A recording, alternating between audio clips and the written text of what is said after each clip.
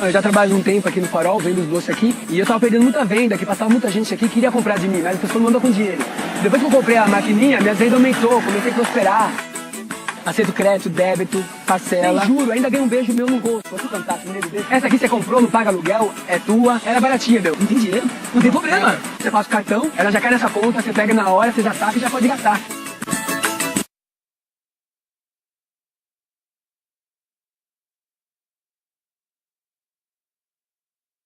Inédita, uma entrevista exclusiva, a primeira ao vivo com o presidente eleito do Brasil, Jair Messias Bolsonaro. Parabéns pela votação, obrigado por me receber mais uma vez. Boa noite, presidente. Boa noite, eu que agradeço o jornalismo isento da Record.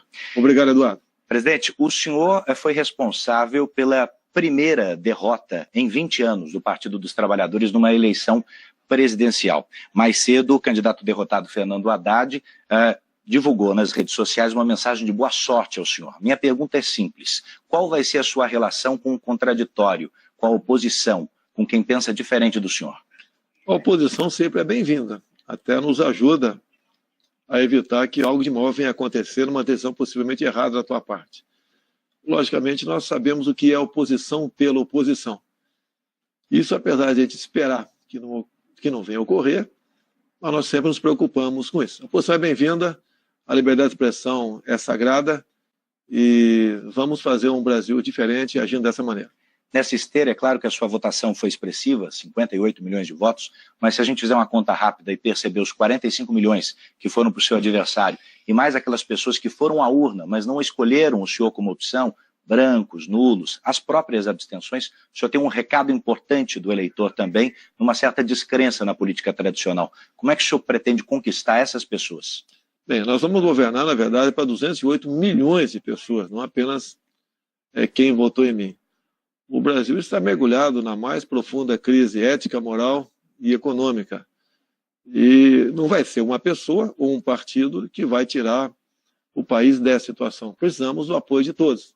Não queremos fazer nada que venha a prejudicar ainda mais quem quer que seja no Brasil. E assim sendo, eu apelo ao entendimento de todos para que nos apoie, dê sugestões e quem esteja, porventura, no parlamento, ajude a aperfeiçoar essas ideias, porque o que está em jogo é o nosso Brasil. Estamos todos, sem exceção, no mesmo barco. Nesse quesito, o senhor tem um parlamento renovado, como há muito não se via, uma renovação histórica tanto na Câmara quanto no Senado. Como conversar com esses novos políticos, muitos deles nunca tiveram uma carreira política antes, sobre a sua pauta para o país? As conversas, na verdade, já começaram. É muito parlamentar novo, vários partidos já veio conversar comigo e tem conversado por aí também sobre a situação que se encontra o Brasil. Muitos, até de outros partidos, foram eleitos por estarem me apoiando. Quer dizer, o nosso nome ajudou a eleger não só uma grande bancada para o PSL, bem como parlamentares de outros partidos. E semana que vem, sim, estaremos em Brasília e buscaremos, junto ao atual governo, Michel Temer, aprovar alguma coisa no que está em andamento lá, como a reforma da Previdência, se não num todo, né, em parte do que está sendo proposto, porque evitaria problemas para o futuro governo, no caso, seria eu. Então, e também vamos buscar maneiras de evitar novas, ditas pautas-bombas, que nós estamos com um déficit monstruoso e não podemos aumentar esse déficit ainda mais para a partir do ano que vem, sob o risco do Brasil entrar em colapso. Não queremos isso daí. Bom, entre as questões que o governo Temer parece ter valiosas, tem o teto de gastos, que está em vigor, que, segundo muitos, engessa, inclusive, investimentos futuros. O senhor é simpático à manutenção do teto como ele está? Olha, seria até dispensável a questão do teto, porque já estamos... nossa economia já está deficitária. Então não adianta você, por exemplo, querer revogar a emenda constitucional do teto, porque não tem como investir mais no Brasil. O teto, no meu entender, é importante, e se puder ser aperfeiçoado, será bem-vindo. Agora, na verdade, nós precisamos destravar a economia do Brasil. Nós devemos desburocratizar, desregulamentar, buscar maneiras que os investidores, os empreendedores, os patrões, os empresários, os comerciantes tenham meios de empregar gente sem tanta burocracia, porque somente dessa forma você pode movimentar a nossa economia. Outras medidas se farão presentes. Se você, por exemplo, tiver um bom resultado no começo na questão da segurança, por si só a economia é ajudada nesse setor também. No seu discurso ontem, o senhor disse que o Estado precisa dar um passo atrás, precisa diminuir de tamanho. Como o senhor pretende fazer isso? Como olhar para a esplanada dos ministérios a partir do dia 1º de janeiro e realocar, fundir secretarias, diminuir o tamanho do Estado? Você tem que dar o exemplo para você poder cobrar alguma coisa. Hoje em dia, você perguntar para qualquer um do povo, com todo respeito até você, dificilmente você vai dar o nome de 8 ministros. Você não os conhece.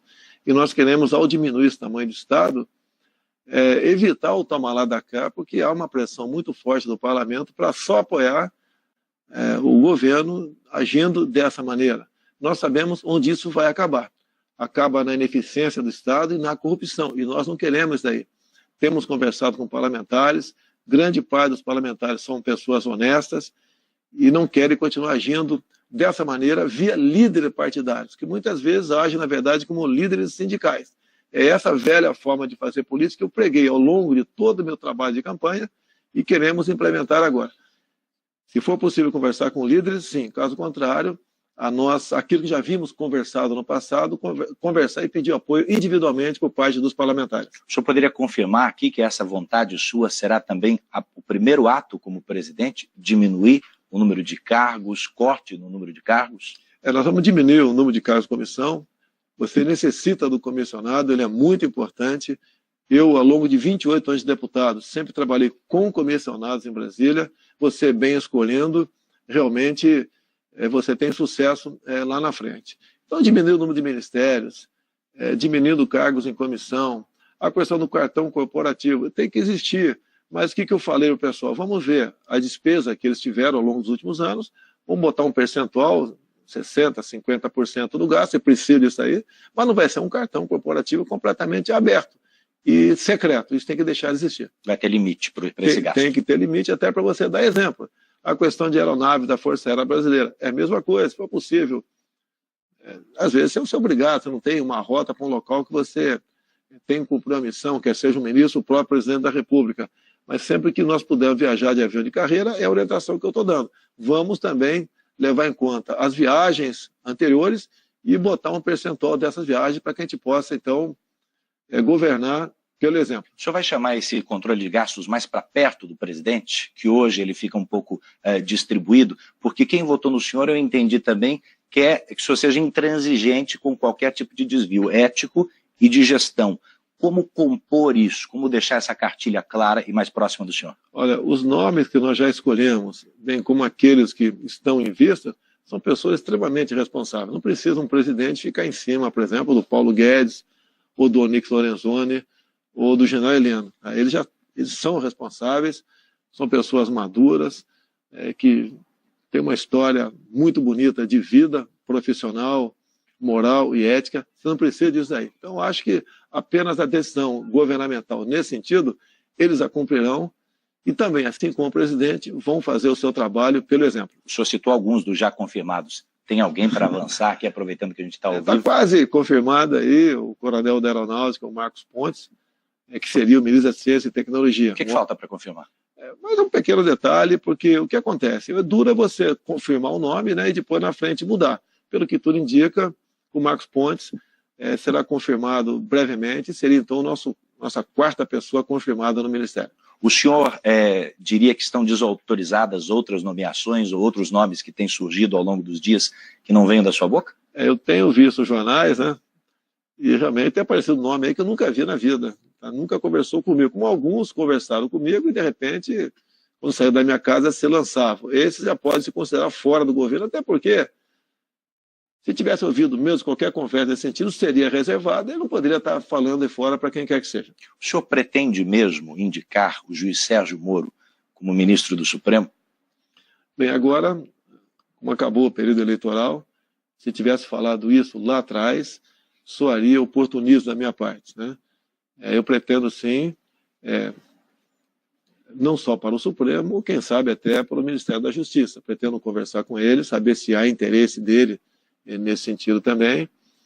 Pretendo conversar brevemente com ele e, se houver interesse da parte dele, com toda certeza, ele será uma pessoa de extrema importância num governo como o nosso. Num passado não muito distante, o senhor falou também sobre a possibilidade de aumentar o número de vagas no Supremo Tribunal Federal e, de certa maneira, questionou a isenção dos que ali estavam. Isso ficou no passado?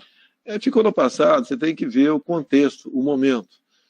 Quando o povo, de maneira geral, reclama de algumas decisões do Supremo, que é o direito, reclama das nossas, do Parlamento, você começa a ver que a maneira de ter um tribunal isento seria aquela.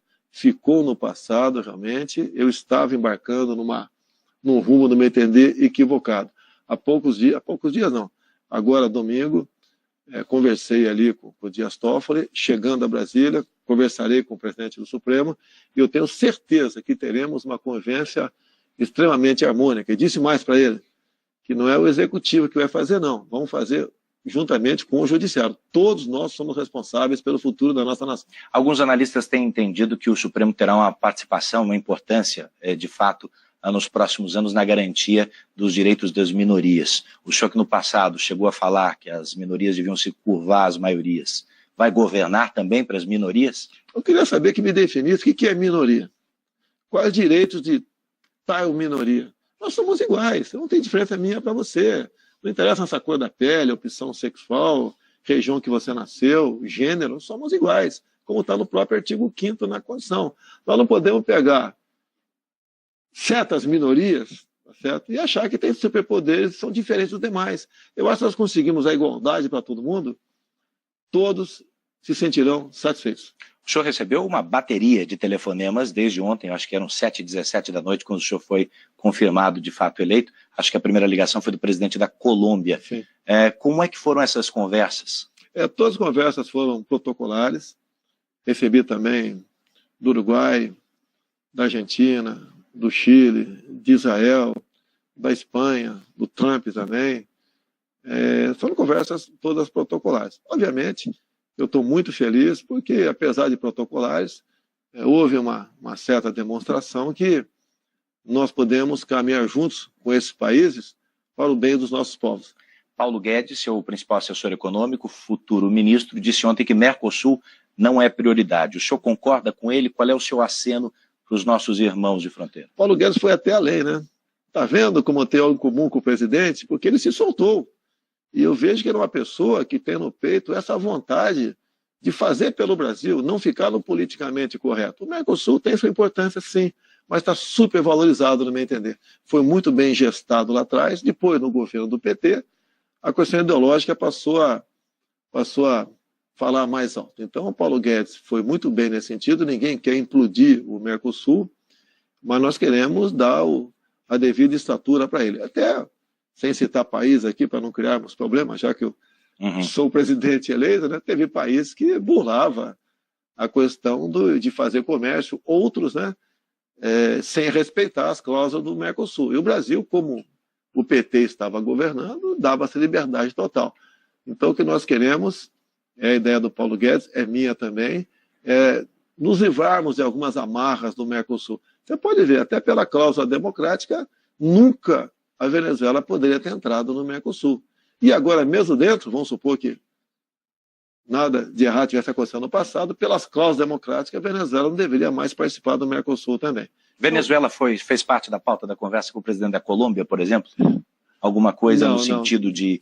Foram conversas protocolares, tive conversa com outras autoridades de vários países, entrou o assunto Venezuela e pede ali que o Brasil participe de uma forma ou de outra para solucionar esse problema. Afinal de contas, são cidadãos, são nossos irmãos que estão passando seríssima dificuldade com a ditadura de Maduro. Mas há alguma ação no regime venezuelano? Da nossa parte, não existe isso daí.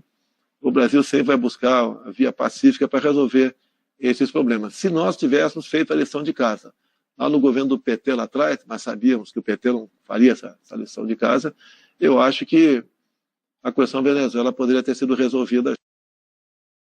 Carla Manicure atende em média 10 clientes por dia em suas casas. Sem muitas preocupações, ela mesma organiza sua agenda. O problema é na hora principal. Poxa, não vou ter troco. Aceita cartão? Ufa! Faça como a Carla. Use Mercado Pago Point e amplie as possibilidades de seu negócio.